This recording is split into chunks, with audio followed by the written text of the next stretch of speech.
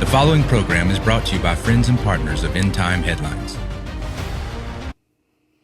All right, what's going on, guys? Family, partners, viewers, listeners. This is End Time Headlines, news and headlines from a prophetic perspective. And of course, I'm your host, Ricky Scaparo, the founder, the pastor, and the voice of End Time Headlines. And it is Thursday night. And this, guys, mind-blowing right here. It's July 24th. What? We are literally, we're closing out the month of July in 2025. We are going into the month of August. Can you believe this? We're heading into almost into the fall. Once we get through August, I mean, we already know it's gonna be like a speeding train. You go in every department store, Walmart, Target, wherever you shop, you're going to start seeing, right in the month of August, you're going to start seeing stupid Halloween decorations. Then you're going to start seeing Christmas decorations. This is unbelievable how fast truly time is going. But nevertheless, that's not what I want to talk about today. So you guys bear with me in my folly. Hope everybody's doing good. We are closing out. We're getting ready to close out this week of podcast. We got tonight. We got tomorrow night. And we may have something for you guys over the weekend. But tonight's a big one.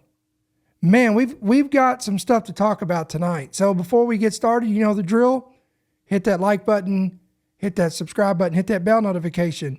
It's going to be beneficial to you to keep up with us here on these platforms, YouTube, Rumble, whatever the case may be. You guys listen by Apple, Spotify, we shout out to you as well. Thank you for listening as always. And we hope that you give us a good review that'll get us out there on the algorithm as well.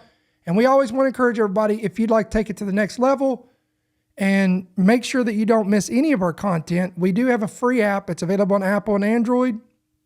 You can download it today, go to your Play Store, whatever that looks like for you, hit yes to push notifications, and boom, right there in your fingertips. Right at your fingertips, you're going to have breaking news, prophecy updates, the latest headlines, interviews, exclusive interviews that we get. We have people come on, we do podcasts with them. All that content's going to be right there at your fingertips on your phone, your tablet, whatever you like to use. And so that's why we always want to encourage you to pick up our app, because that way you don't miss any of our content. So listen, if you're new, maybe it's the first time you're joining us here on our program. As always, let us know in the comments section, in the chat, if you're watching in the chat on YouTube. Let us know that you're new and where you guys are joining us from. And we want to officially welcome you to End Time Headlines. I pray that our ministry is a blessing. We always like to say, welcome home. And we love you already. And we pray that you'll be blessed by our content. And and if you don't have a physical home church, for whatever reason, maybe maybe you have a physical disability or whatever, you can't find a home church. Because of that, you can't get out, or you can't find one that's spiritually sound, doctrinally sound, whatever the case may be. We always want to welcome you. The Bible says, do not forsake the assembling of yourselves together, even more so as the day approaches. Well, some people, this is their gathering. So for some people, depending on their circumstances, this is the only opportunity they get to gather with other believers in the chat, live, by the comments on our ETH Facebook page, maybe our Telegram channel. So if this is your home church, again, we love you. We welcome you. And again, if you don't have a home church and you've searched, you've looked, you can't find one that's biblically sound, nobody talks about the stuff we talk about. We get these letters all the time, emails. Again, we always want to welcome you here at End Time Headlines, and we appreciate you as well. So, all right, what are we going to talk about today? Well. There was an article that came out, and as soon as I read this article, I knew that this was going to be a talking point. I'm going to pull it up. This is what I'm talking about right here. This is from the Washington Times. Look at this headline, quote, China experiments with merger of man and machine in pursuit of powerful new AI. Let's read a little bit about this.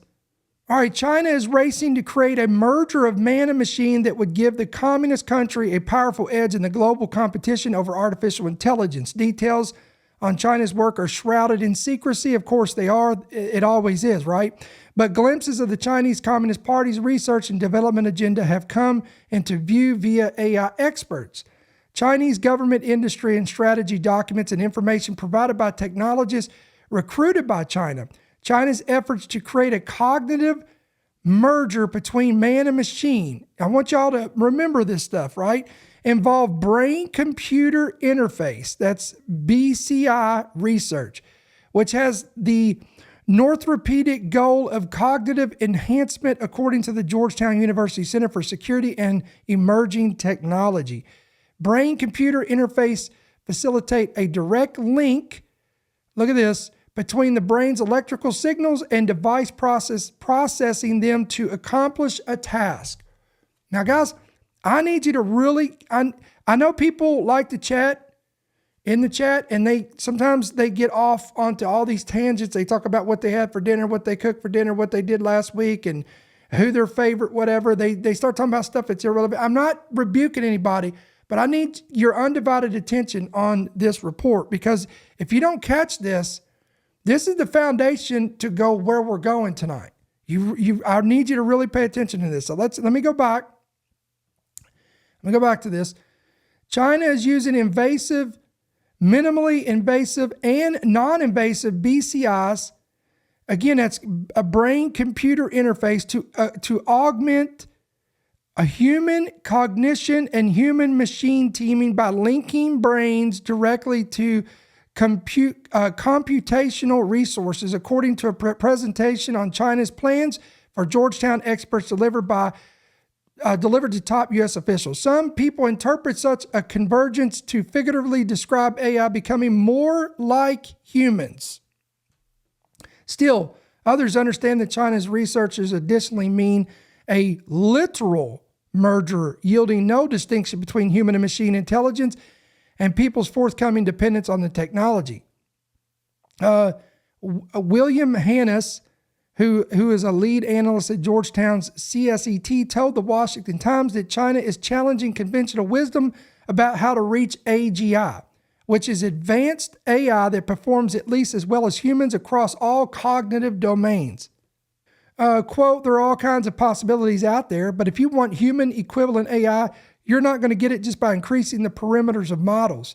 You have to add modules to it, and sooner or later, it's going to have to be embodied. I'm going to say that again. There are all kinds of possibilities out there, but if you want human equivalent AI, you're not going to get it by increasing the parameters of models.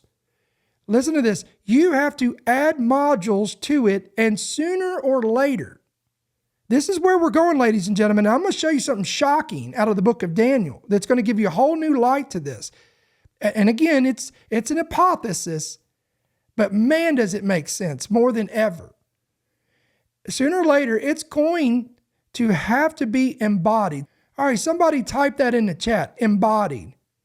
Just type that in there, embodied. Because why? Because I know where we're going here.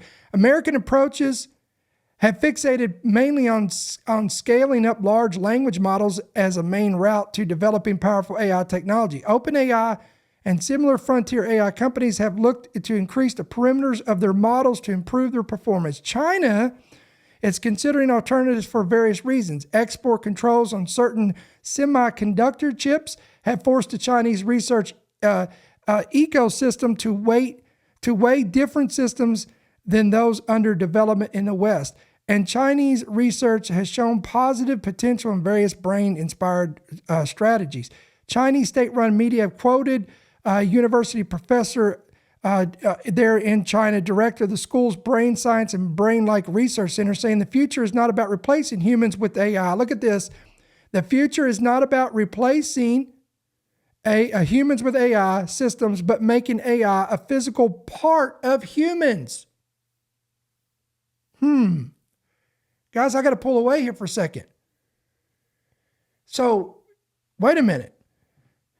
So, the vision, the inspiration, the goal of these scientists, these experts, these innovators, and I'm going to show you in just a minute that it's not just some rogue scientists and behind the curtain innovators in China that has this pipe dream about a civilization of iron and clay, a civilization of cyborgs, transhumanism. Listen to me. Transhumanism is the vision of the future. They want to merge super AI with flesh. They want to merge machine with man and create a new race of society. And where that's leading, I believe when I read the book of Revelation, I think I more than ever, guys, this is coming more and more evident of where we're heading in the future. All right, let's go back here. A blend of human and computer without barriers is the inevitable future. Ladies and gentlemen, not my words. Mr. Ming said this in 2019, according to an English language translation of his comments. A blend of human and computer without barriers is the inevitable future. Now, we could read on here, but I think we get the gist of this. This is what China's vision is, or their vision. And this is also, if you think this is just some rogue thing out here, that not everybody has this vision, well, guys, you need to wake up, because that's not the truth. In fact, there are multiple prominent AI innovators and these what we call thought leaders have all expressed their views aligned with transhumanism. We're going to show you some video today, but let me read some of these. I want to give you some examples of this. Here's some individuals that you need to know about. Elon Musk, we all know this. Musk has advocated for humans merging with AI to avoid being outpaced by technology. He desires this. He believes that without such integration, humans risk being irrelevant in a future dominated by advanced AI. This is the guy that is already, he's launched Neuralink, and we'll talk more about that in just a second. Again, this is BCIs. This is brain-computer interfaces going into the flesh, going into the head of an individual, okay, for various reasons. Then you have Ray Kurzweil. He's a leading futurist and Google director of engineering. Kurzweil is a prominent transhumanist who predicts a technological singularity around the year 2045, where AI surpasses human intelligence, leading to a merger of human and machine intelligence. He believes this will transform humanity into a post-human state, potentially achieving immortality through mind uploading, keep that in mind, or cryonics. Then you have a man by the name of Kevin Warwick. He is a professor of cybernetics at the University of Reading. Warwick is often cited as the, quote, world's first cyborg because of his self-experiments with implants. I said self-experiment with implants. He believes humans can and should enhance themselves with technology to transcend natural capabilities, viewing this as a natural progression of human evolution. Then there is Natasha Vita-Moore, who is a futurist and designer and is a key figure in transhumanism, advocating for the enhancement of human sensory experiences and longevity through technology. She says and sees transhumanism as a way to merge aesthetics with science to improve human life. Okay, then there's this guy by the name of Ben Cordsell. He is a former chief scientist at Hanson Robotics. He is a transhumanist who envisions a future where humans coexist with AI and other enhanced beings such as cyborgs and chimeras or chimeras. He sees this as part of a broader spectrum of minds that will redefine humanity. Then there's Zoltan Istvan, I believe that's how you pronounce his name. He's a transhumanist author and former U.S. presidential candidate, and believes that merging with machines and conquering aging through science are essential for humanity's progress, and sees transhumanism as a way to eliminate death and enhance physical and cognitive abilities. All right, guys, now we've got a video here I want to show you. This is an interview they did with Peter Thiel. Now, in case you don't know who Peter Thiel is, again, I'm going to pull this up so you can see this. Right here, Peter Thiel, in 2003, he launched Palantir Technologies. Now, in case you don't remember what Palantir is, this is this massive surveillance system that Trump is completely on board with. We did a whole podcast on that. I encourage you to go through the archives, look at this. But in this interview, Peter Thiel, think about this, who, again, Trump has approved this mass surveillance. Trump is completely on board with advanced AI. He wants America to lead the charge. We've got brand new information on that. We're going to show you that in just a moment, where he did an announcement yesterday. We'll show you a little bit of the video of that, what he said about that. But let me show you this. This is Peter Thiel and his views on transhumanism. Listen to this. Check this out. You would prefer the human race to endure, right? You're hesitating. Yeah, well, yes? I don't know. I would. This is a long hesitation. This is a long hesitation. There's so many questions implicit in Should this. the human race survive? Yes. Okay. How would you not answer that? Like, why would you even hesitate to answer that? This is weird to me. Yeah, transhumanism Here we go. is this, the ideal was this radical transformation where your human natural body gets transformed into an immortal body. The critique is not that it's weird and unnatural. It's so pathetically little. And okay, we want more than cross-dressing or changing your sex organs. We want you to be able to change your heart and change your mind and change your whole body. But you also need to transform your soul. And you Transform your soul? need to transform your whole self. You would prefer the human race to endure, Okay, right? so he's going to repeat that. Now, are you like me? Are you stunned by this? Again, this is his envision. He's one of the leading innovators that's all on board with this, that wants transhumanism to go beyond the merger of just flesh and metal. But he wants this to take over our entire being, even transform, and I quote, our soul. More like lose our soul. Okay? Now, he was also asked, I thought this was pretty interesting. Peter Thiel was asked about the Antichrist, and this is an interesting answer. Let's go here and let's watch this together. My very specific question for you, right, is that you're an investor in AI. You're deeply invested in Palantir, in military technology, in technologies of surveillance, in technologies of warfare, and so on, right? And it just seems to me that when you tell me a story about the Antichrist coming to power and using the fear of technological change to sort of impose order on the world, I feel like that Antichrist would maybe be using the tools that you Listen to that. Wow. were building, right? Like, wouldn't the Antichrist be like, great, we're not going to have any more technological progress, but I really like what Palantir has done so far, right? Yeah, isn't that a concern? Wouldn't that be? And this is a journalist, I think, from the New York Times. This is not a Pentecostal preacher. This is not a theological professor. This is not a prophetic minister asking him and interviewing this question. This is a journalist, I believe, from the New York Times asking him this. And listen to Peter Thiel's answer.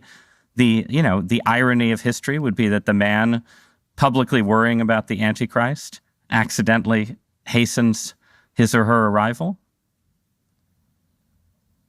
There are all these different scenarios. I obviously don't think that that's what I'm doing. To be clear, I don't think that's what you're doing either. I'm just interested in how you get to. Well, I do think that's what you're doing.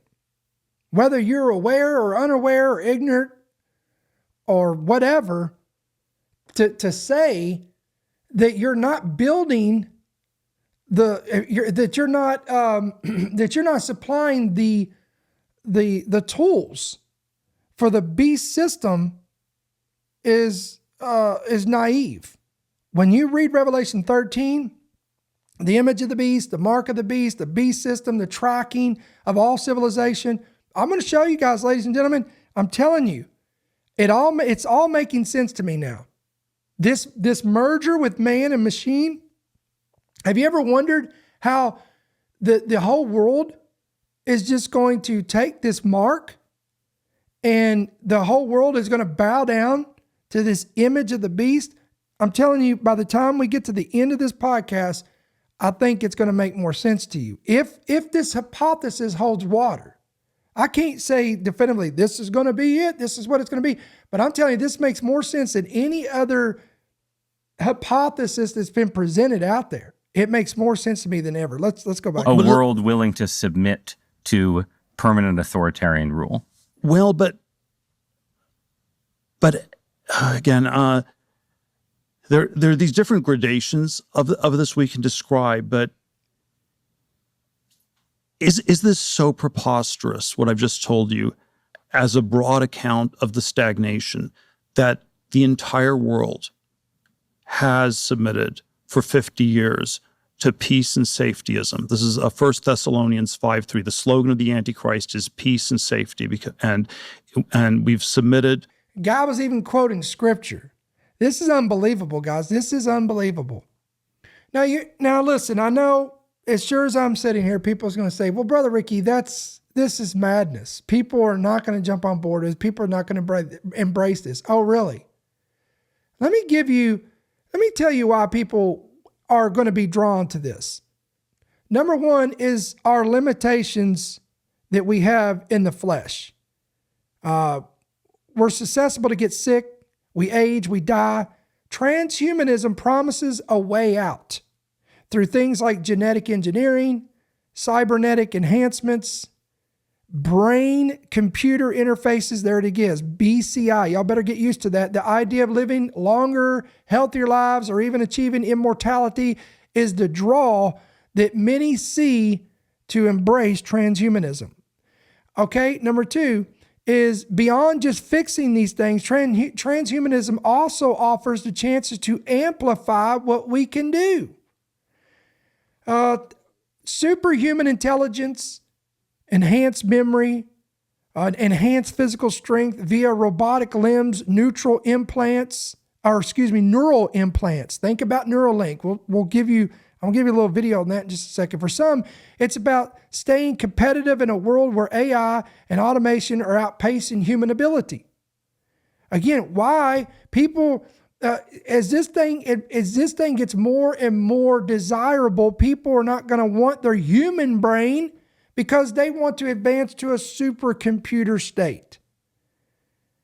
And then you have the whole curiosity aspect of this. The same drive that pushes humans to explore new continents, land on the moon, embrace new technology. This is what's going to drive. Again, this will be one of the aspects that drives people to go to transhumanism. It's a new frontier merging with machines, uploading consciousness or creating artificial bodies. Think about it. You've got people that are flocking to plastic surgeons to get BBLs, to get enhanced lips, to get enhanced breasts, to get enhanced body parts, to tuck this, to tip that, to cut this, to make this tighter, make this looser, stretch this. And when it's all said and done, you've got people that don't look anything like they were originally look like. They've completely morphed themselves into something else. Listen, if these people are willing to go through those kind of surgeries and spend that kind of money to transform their image into something what they visualize, what they want to look like, you don't think these same people are going to line up? If this thing is made where it's accessible to civilization and average people, I'm telling you, will be lined up around the block to get this. Are you kidding me? People who feel insecure, they want to free themselves from suffering, ignorance, and all these things. They will embrace this. They will see this as self-improvement to another extreme, where they're not just working on their mindset, but their entire being. And then you got the predictive programming aspect, or the conditioning, I should rather say, both actually, predictive programming and the conditioning of society to normalize transhumanism. For example, you have sci-fi films like The Matrix and then to the Black Mirror. All of these films have normalized the idea of merging with technology. And this started all the way back in the 80s, guys, with RoboCop. Then you had Terminator. Real world advances, prosthetics, neural interfaces like Neuralink, AI breakthroughs, all of this makes it feel like less fiction and more like the inevitable future. All right, here's an interview with Elon Musk about Neuralink. Now remember, Neuralink is a brain, it's a chip that's put into your head, into your brain, and with the capability, and I'll just let him talk to you. This is the selling point for this device and for this implant in your brain. Listen to this, check this out. The first uses will be for neurological injuries of different kinds. Yes. But rolling the clock forward and imagining when people are actually using these for their own enhancement, let's say, and for the enhancement of the world. Absolutely. I would, please hurry, actually. Yeah. I mean, the emails that we get at Neuralink are heartbreaking. I mean, they'll send us just tragic, where someone was sort of in the prime of life and they had an accident on a motorcycle and someone who's 25 is can't even feed themselves. All right, so there you could see the selling point for this. And think about it, guys. Who would not want to see a family member, yourself, someone you love that doesn't have the ability to be able to live and function in everyday life with their kids and their grandchildren? They're incapable of walking and performing certain things. And with this procedure, it makes this a reality. Again, these are the selling points for this. Okay. Now, again, I know, let's take a breather here for a second.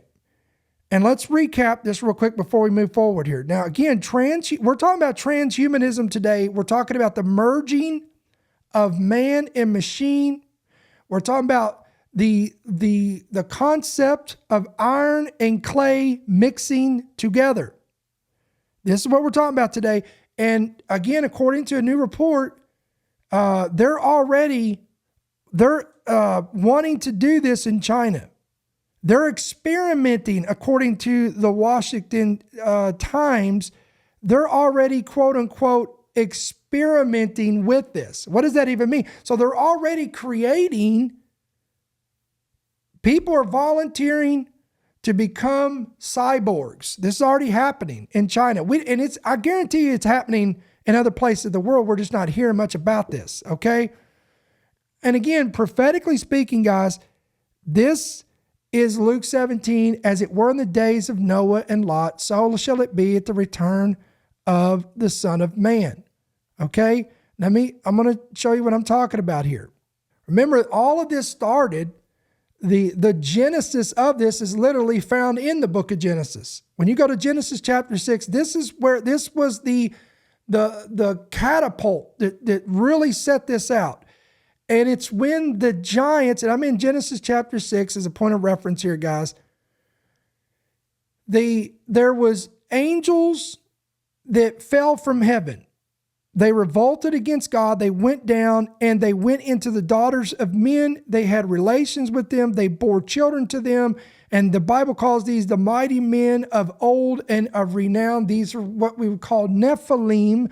And this would be literally a mixture of angelic beings and human beings, and God called this an abomination. These are, again, you've got this mixture of this that is, again, against God's order.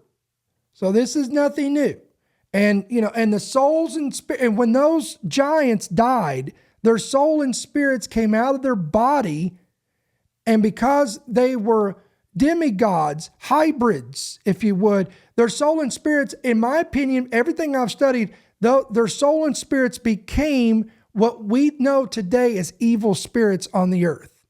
The angels, according to the Bible, are held in chains of confinement. The Bible talks about this in the book of Peter. Okay, under the earth. Those angels that held not their first estate. The angels are bound, but they'll be loosed in the book of Revelation. There will be 4 angels in the Euphrates that will be released during the tribulation. But the spirits of these giants, when they came out of their bodies, I believe these spirits, based on everything I've studied, are the evil spirits that we contend with today. We call these evil spirits in the earth, and it's the spirits of these Nephilims when they were killed off. So we now know from this report that China is all about this. We know that these top innovators like Peter Thiel and Elon Musk, and I read, and all these other individuals we've read about, all of them have this vision of a society of transhumanism becoming normal, right? So the question is, where does America stand on this? Well, I'm going to show you, this is breaking news, guys, from yesterday, okay? So this was a report that came out yesterday. I'm going to show you what Trump said about this. Quote, Trump declares that the United States will win global AI race. Translation, we are going to lead the charge of AI globally. And it was during an executive order signing ceremony saying, quote, whatever it takes. As we gather this afternoon, we're still in the earliest days of one of the most important technological revolutions in the history of the world.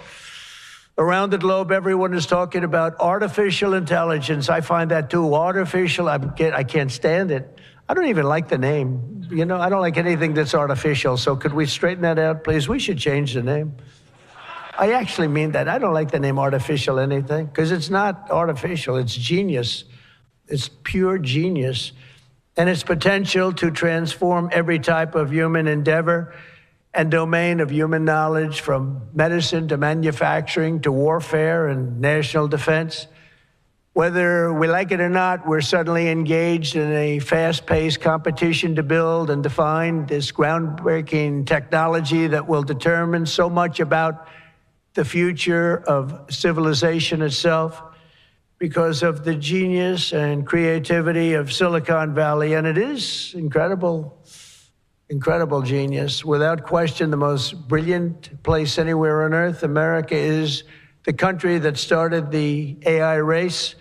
And as President of the United States, I'm here today to declare that America is going to win it. We're going to work hard. We're going to win it. So from this day forward, it'll be a policy of the United States to do whatever it takes to lead the world in artificial intelligence, such an important thing happening. This is really something that nobody expected. It just popped out of the air, and here we are. All right, I want to read this statement again. From this day forward, it'll be a policy of the United States to do whatever it takes to lead the world in artificial intelligence, Trump said during his address shortly ahead of signing 3 new executive orders that are aimed at boosting the country's artificial intelligence capabilities. He went on to say, quote, if you regulate AI too much, you will kill the source of American genius and technological power. Quote, I believe that Joe Biden had a plan to lose the AI race. I think, quote, he wanted to lose it. Well, ladies and gentlemen, knowing what we know prophetically, I don't know if that's a bad thing. I mean, this is a catch-22. It really is, because there is good things about AI. I will be the first to admit, but the nefarious, sinister side to this just really freaks me out. All right, so we have presented to you the future that these people want. These innovators, the president of the United States is on board with this because he's in bed. Let's just call it what it is. He's locked arms with Peter Thiel and Sam Altman and Larry Ellison and all these guys, these top innovators, all on board with this. And we've presented, all the positives, what's going to draw people into it, what's going to entice them. But now I want to show you the concern, whatever you want to call it, the nefarious, the dark side of this. Let's talk about that. So the way that they want to incorporate this the way that they want to make Neuralink a reality is through a BCI. Again, this is a brain-computer interface that would somehow be inserted into the body, okay? And then inside this will have all of the information on it. Now, what is going to be? What is going to be entailed in that information? Sky's the limit, guys. Medical information, records, your banking account, everything, your entire identity, your social security, your license number, everything, your entire identity will be incorporated into this because it's a merger of flesh and machine. So I want to let's talk about this. These brain-computer interfaces could allow unprecedented access to an individual's thoughts, memories, or neural data. If these BCIs were misused, governments, corporations, and even hackers could exploit this data for surveillance, manipulation, and eroding personal autonomy.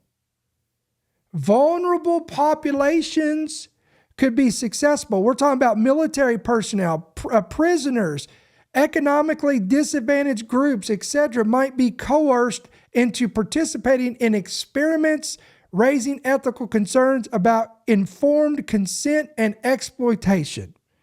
Then you have the security risk. BCIs connected to networks could be vulnerable to hacking, allowing malicious actors to, quote, manipulate neural signals, implant false memories, or control behavior, posing risk to individuals and national security.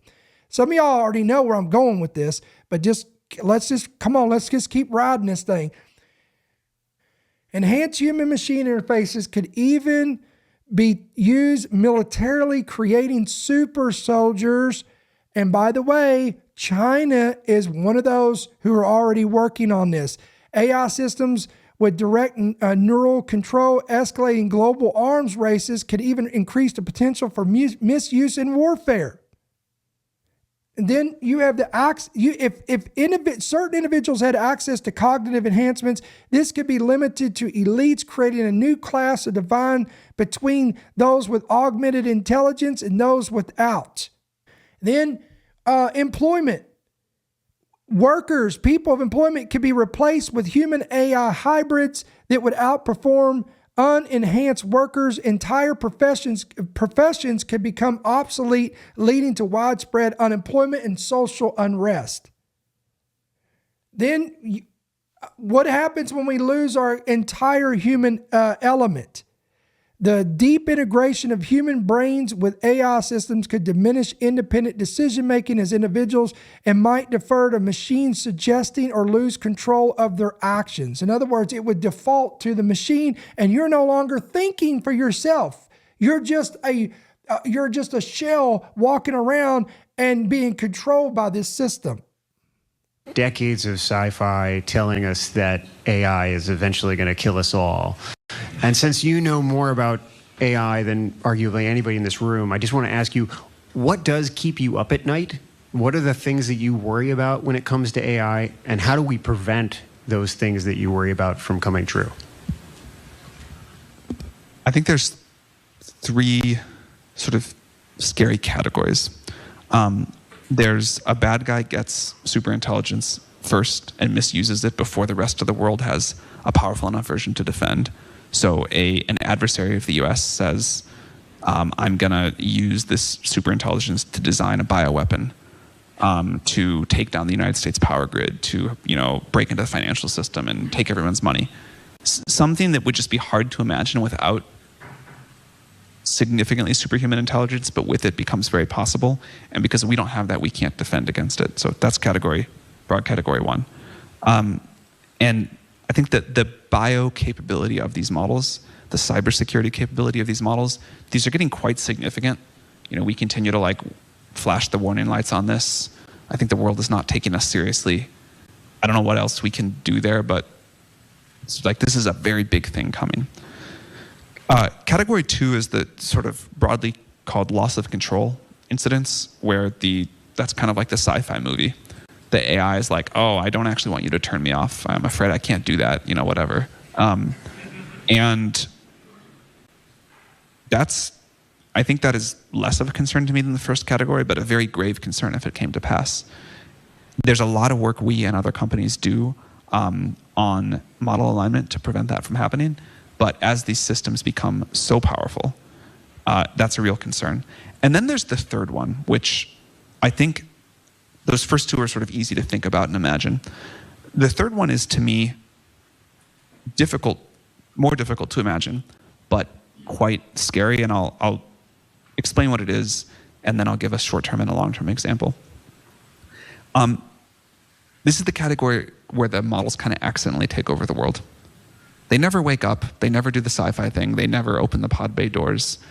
But they just become so ingrained in society, and they're so much smarter than we are. And we can't really understand what they're doing, but we do kind of have to rely on them. And even without a drop of malevolence from anyone, society can just veer in a sort of strange direction. When I was a kid and Deep Blue, that AI system built by IBM, beat Garry Kasparov in chess, I remember my dad saying, this is the end of chess, and no one's going to play it again. But then it turned out that actually, although the AI was better than humans, AI plus a human together was way better than an AI or the human. The AI would present 10 options, and the human would pick the best one or something like that and play the move. And everybody said, oh, we have this wonderful future of man and machine together. It's all no problem, whatever. That lasted 2 months, 3 months, something like that. And then the AI got so smart that the human only made it worse because they didn't understand what was really going on, and the AI alone trounced the AI and human. It's been like that ever since. Now, another interesting part of that story is everybody was convinced in the 90s that was the end of chess, because if AI could beat humans, why should humans care? Chess has never been more popular than it is today. People love to watch chess. We're very focused on real people doing like real people things. So there was like a very interesting thing that happened there. But this phenomenon, I think, is a really big deal. In the short term, you can see it where people we call this emotional over-reliance. People rely on ChatGPT too much. There's young people who just say, like, I can't make any decision in my life without telling ChatGPT everything that's going on. It knows me, it knows my friends, I'm gonna do whatever it says. That feels really bad to me. And is a really common thing with young people. And we're studying that, we're trying to understand what to do about it. Even if ChatGPT gives great advice, even if ChatGPT gives way better advice than any human therapist, something about kind of collectively deciding we're going to live our lives the way that the AI tells us feels bad and dangerous than a bunch of things like that. The longer term category is, back to that chess example, what if AI gets so smart that the President of the United States cannot do better than following ChatGPT 7's recommendation, but can't really understand it either? What if I cannot make any better decision about how to run OpenAI, and I just say, you know what, I fully hand it over. ChatGPT 7, you are in charge. Good luck. That might be the right decision in any individual case, but it means that society has collectively transitioned a significant part of decision making to this very powerful system that is learning from us, improving with us, evolving with us, but in ways we don't totally understand. So that's the third category of how I think things can go wrong. Now, I want to go ahead and start landing this plane home. In case, I'm pretty sure our listeners, our viewers, being that you are very well learned in the scriptures, most of you guys know the word and you know prophecy. I think you already know where I'm going with this. I want you to go, when we go to the book of Daniel, we go to Daniel chapter 2, I want to show you something here that has always intrigued me because of the language here that's used. And let's go here real quick. I'm going to go again, Daniel chapter 2. Here is the image. Everybody is familiar with this. The image that Nebuchadnezzar saw. Daniel interprets this image. He sees this head of gold, the chest of arms of silver, the belly of thighs of bronze, the legs of iron, and then it gets down to the 2 feet, okay, and the 10 toes. These, again, all biblical at least I know of, sound theologians and Bible scholars all agree that these were empires starting with Babylon and going down and through prophetic timelines and ages. And you go from one empire ends, another one rises, another empire ends, and another one rises. And according to Daniel, there will be, Daniel saw 7 empires of prophecy. John said there'll be 8. Not only did John see all 7, but he saw the 8th and final empire, the kingdom of the beast. But Daniel only saw 7, and he describes the 7th empire of prophecy as, and again I quote, it's in verse 33, its feet partially of iron and partially of clay. Now again, there is so many interpretations of this. The general primary interpretation of this, it's going to be a kingdom probably made up of the revised Roman Empire. These nations will be, again, made up of these 10 kingdoms. Again, Revelation 17, 10 kings that have not a kingdom yet will receive one in 1 hour with the beast. That's Revelation 17. That's the primary interpretation of this. But, ready? You all ready to go on this crazy rabbit trail with me? This hypothesis? Could it be that but Nebuchadnezzar, when he said he saw iron and clay, is it possible that we will come to a society? Now here we go, guys, just buckle in because I'm about to get deep here. Is it possible that Nebuchadnezzar, because Daniel interpreted it, but Nebuchadnezzar saw all the way into the future a society that it would be so prevalent with transhumanism that he said, I can't even give you a description here of what I'm seeing here.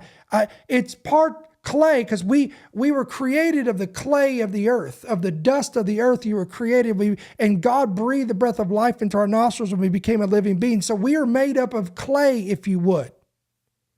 But he said, I saw 10 kingdoms rising up, and they were partially iron and partially clay. Part iron, part clay. Iron, machine, clay, human. Now you say, well, that's really stretching it. Okay, well, let's talk about this. If the Lord does not return, friends, and we go 10 years, 20 years, 30 years, what do you think society is going to look like?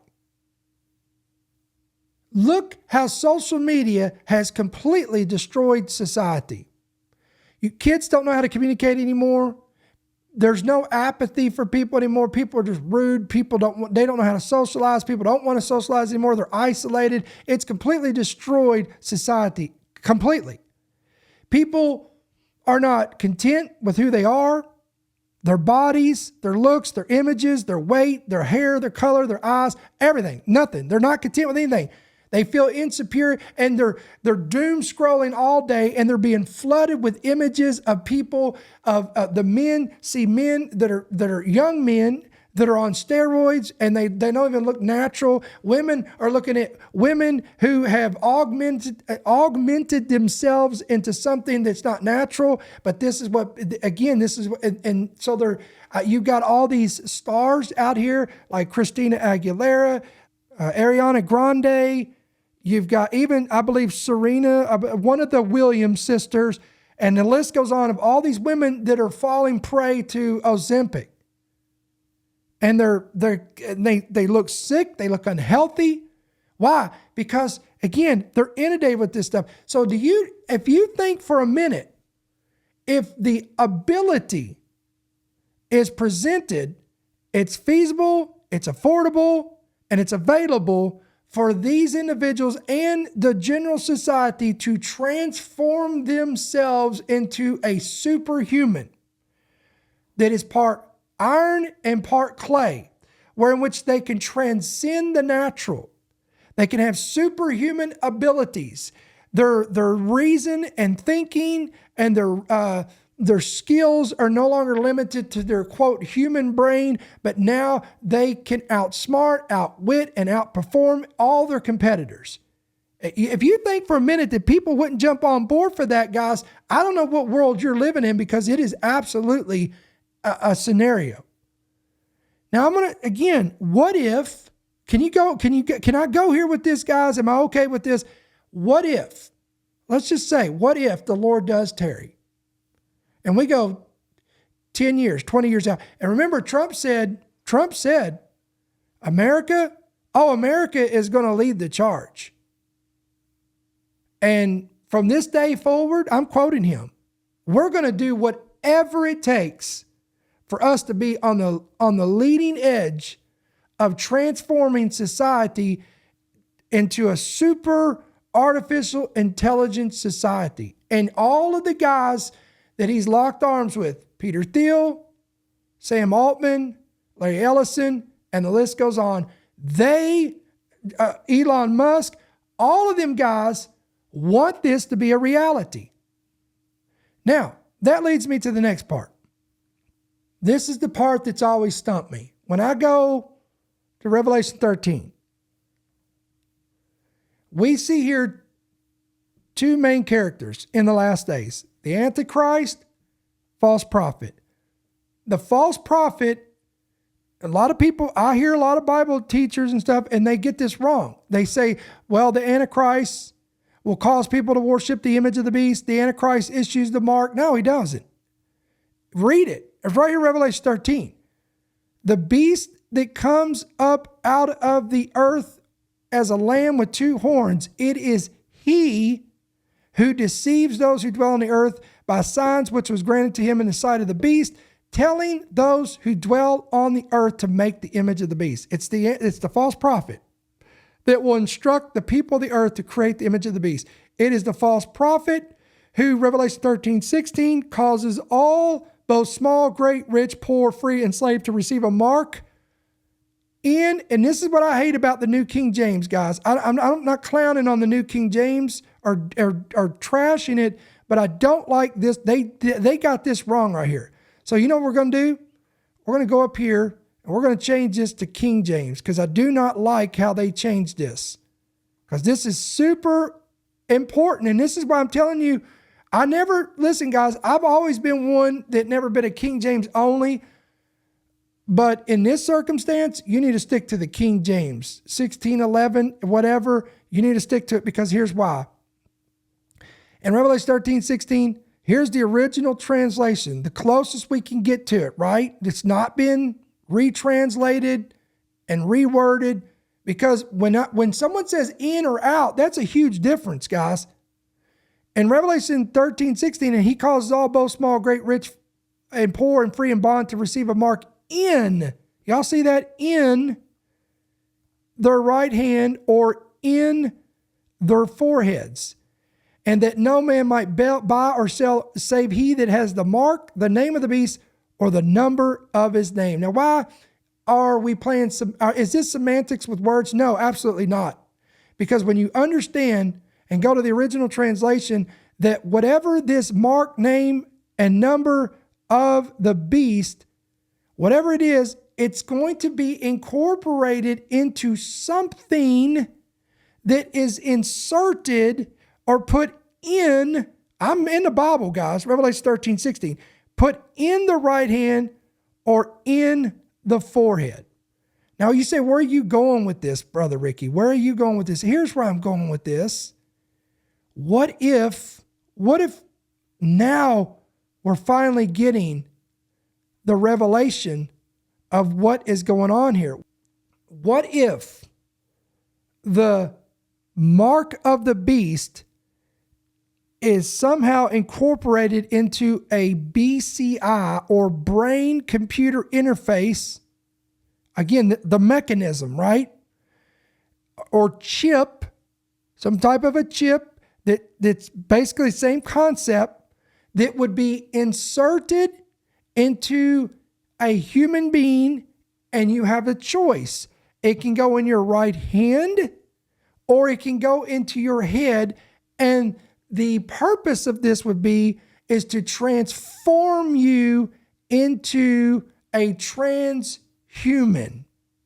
Because again, the CBI would go into your body, and into that, it would give you the ability and capability to do everything you always wanted to do, but have limitations. But it comes at a cost. Because when you put that thing in your body, think about this, ladies and gentlemen, there will be this massive data system that will already be put in place. And the Antichrist will have complete control over this. So just like I showed you all those dark scenarios, what if that is how he is able? Let me go back to the scriptures here. What if that is how he is able to cause this image of the beast, which in my opinion will absolutely be AI, to both, quote, speak and live and cause as many as should not worship the image of the beast to be killed. Because again, listen to me, if these people have this in their body, the Antichrist and the false prophet will be able to control them. So the people that refuse to have that stuff put, people who refuse to get on board with transhumanism, they are rejecting the system of the beast. They're rejecting the mark of the beast, and they're rejecting to worship the image of the beast. Guys, I'm not saying this is it, but I'm telling you, this is scary stuff. Because can anybody else out there see how this could fulfill this? Let's give you a hypothesis here. Let's close with this. Now, since we're talking about AI, I decided to do a little experiment myself. And I went to Grok. You have ChatGPT and Grok. So I went to Grok and I asked it a question.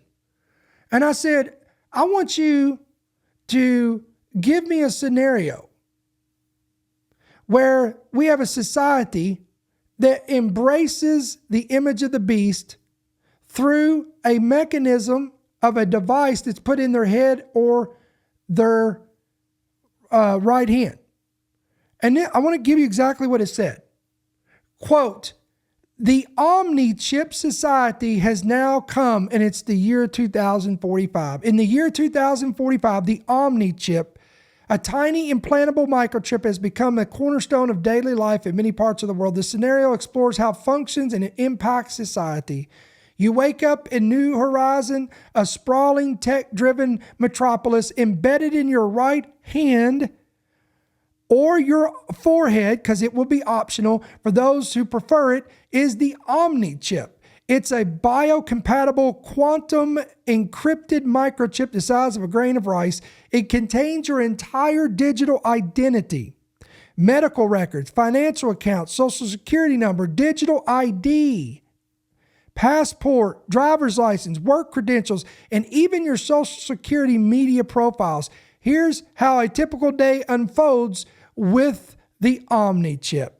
You visit your doctor for a routine checkup. As you enter the clinic, a scanner at the door pings your Omni chip, instantly pulling up your medical history, your blood type, your allergies, your past surgeries, and current medications. The chip also syncs with your wearable health monitor. Anybody been listening to those? Oh, and by the way, tomorrow, I want to show you what Amazon wants you to wear. They want everybody wearing their new device. We're going to talk about it tomorrow. We ain't going to have time to get onto that today.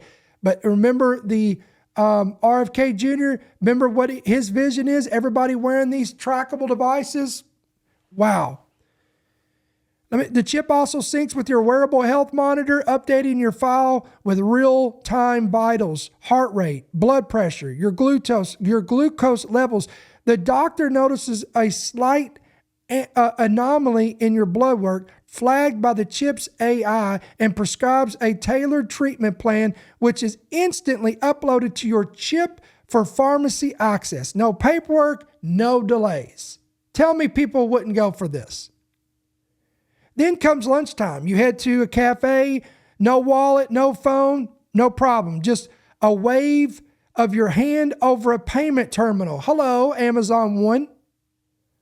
The Omni chip securely accesses your bank account, deducts $12.50 for your sandwich and coffee, and logs the transaction. Your chip also holds your crypto wallets and investment portfolios. And by the way, Trump signed legislation with the Genius Act, and he wants to pave the way for this, allowing you to transfer funds or trade assets with a tap at a secure kiosk. The chip's blockchain-based encryption ensures your financial data is unhackable, and a built-in biometric lock tied to your unique pulse pattern prevents unauthorized access. Then you head to your office in a high security building. Instead of a badge, you scan your Omni chip at the entrance, granting access based on your verified employee credentials. Later, you board an international flight. At the airport, a quick chip scan verifies your passport, visa, and vaccination records, bypassing long lines. Those pesky lines at TSA, you don't have to worry about those anymore. Just scan the chip. The chip also stores your social security number and tax records, automatically syncing with government systems to file your taxes or apply for benefits without forms of bureaucracy. Don't have to worry about all the hassle of all that anymore. Then later on that evening, you're at a concert that night. Your Omni chip doubles as your ticket scan at the gate. It also connects to your social media, letting you share a live moment with friends by tapping your hand to a venue's Connect Hub. The chip stores your preferences, favorite music, dietary needs, even dating profile data, making interactions seamless. And by the way, tomorrow I'll probably add this into, we'll do 2 parts tomorrow. I'm going to talk about the Amazon wearable device that they're coming out with, and I'm going to show you how it's becoming a trend in society. There's people out there, guys, that are falling in love, marrying, and having relationships with AI. This is catching waves, and people are jumping on board with this. All right. For example, a nearby food stall suggests a vegan taco based on your stored dietary preferences. The Omni chip is powered by a kinetic energy harvester, drawing energy from your body's movement so it never needs charging. It uses quantum encryption and decentralized storage, splitting your data across secure global servers to prevent breaches. You control access via a neural interface, which is a non-invasive headband for non-chip users, or voice commands, choosing which data to share. For instance, you could allow a hospital to access only your medical records or a retailer to see only your payment information. If stolen, the chip deactivates without your biometric signature, rendering it useless. As you relax at home, your Omni chip syncs with your smart home, adjusting lights and music to your preference. You reflect on how the chip has simplified your life, but wonder about the trade-offs. What if a future government demands full access? What if a glitch locks you out of your own identity? For now, the convenience is unmatched, but you keep an eye on the news for debates about the next Omni chip update. Is that the most terrifying thing you've read? Now, I want to talk about this. When you go to the book of Daniel, here's what's interesting. It says that the iron and clay will not adhere to one another. So, you know what that tells me? If my theory is right, this will not be successful. It will look good, it will sound good in theory, but there's going to be complications. There's going to be ramifications to this. This thing will turn real quick. And I thought about this. What if, I've always read this scripture, and I thought about this. When you go over here to, let's go over here to Revelation chapter 16. In Revelation 16, verse 2, it says that there's these bowl judgments coming. This is during the tribulation, right? This is when men they're taking the mark of the beast. Verse 2, so the first went and poured out his bowl upon the earth. These are angels pouring out their bowls. And look what it says here. A foul and loathsome sore came upon the men who had the mark of the beast and those who worshipped his image. Let me say it again. A foul and loathsome sore appeared on those who had it. Now, there's many theories of what this could be. It could be direct judgment from God, supernatural, sure.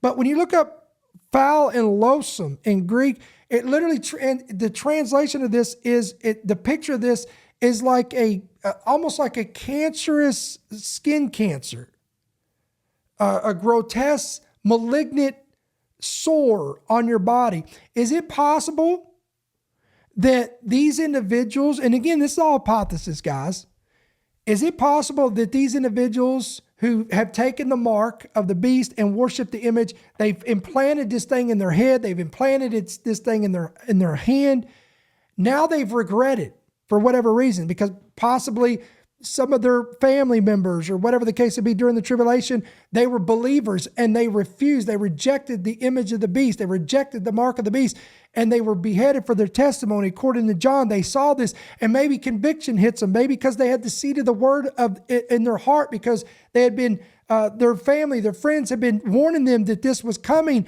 that if they do this, they pledge this, if they take this, they're damned for eternity, don't do this.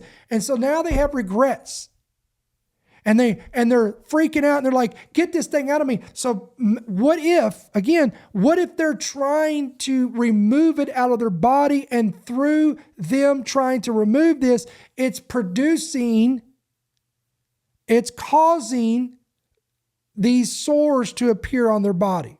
Now again, I know people are saying, no, this is the judgment of God. Well, of course, listen, it's the judgment of God, but how that's carried out is questionable. You know what I'm saying? We have room to discuss this. Here's the bottom line, guys. The bottom line is, again, Luke 21:28.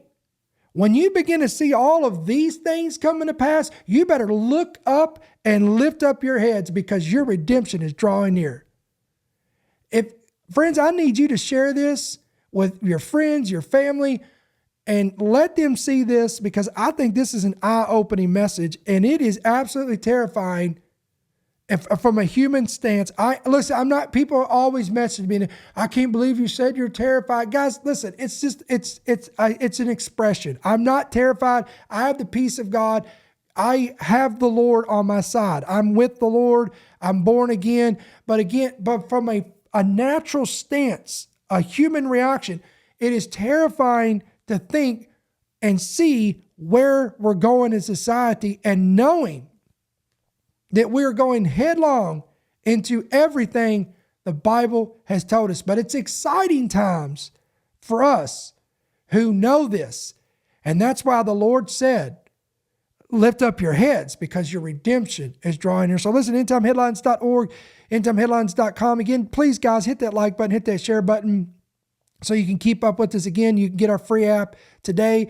If you're watching this by video, in the description of this video, you can download the free app available on Apple and Android devices.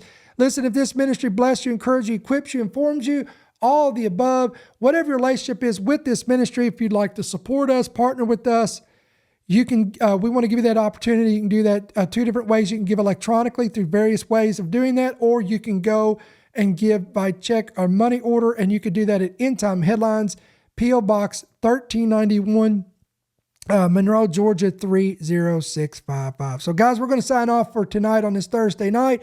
I pray every one of you have a great night. And again, Lord willing, we'll be back tomorrow night, Friday, July 25th, same time, same place, same channel, 7 p.m. Central, 8 p.m. Eastern, right here with another great podcast. Until then, I pray the Lord bless you, keep you, and may his countenance shine upon you. We'll see you then. Thank you for listening to the End Time Headlines podcast.